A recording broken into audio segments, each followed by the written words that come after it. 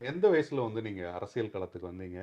இல்ல இதுதான் அரசியல். நம்ம வந்து இந்த மாரி போய் போராடுவதன் மூலமாவோ, மக்களுக்காக நிக்கிறதன் மூலமாவோ, இல்ல இது பேசுறதன் மூலமாவோ, இல்ல ஒரு அமைப்புல நம்ம சேர்ந்து தான் இதெல்லாம் மாத்த முடியும் அப்படின்ற எண்ணம் அதெல்லாம் உங்களுக்கு எப்போ வந்தது? அதாவது நான் வந்து 1970களில் பிறந்தேன். ம்.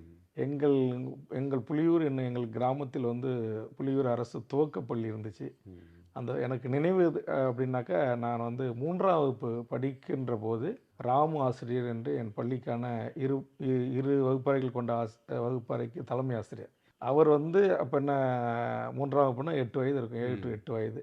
அப்போ அவர் ஒரு கிராமத்திலேருந்து மிதிவண்டியில் வரணும். பேருந்து வசதி கிடையாது. இல்லை நடந்து தான் வரணும்.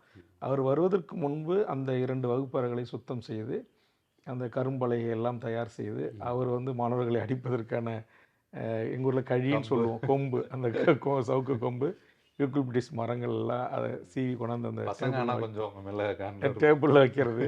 அதுமாதிரி மண்குடத்தில் தண்ணி பிடித்து வந்து வைக்கிறது.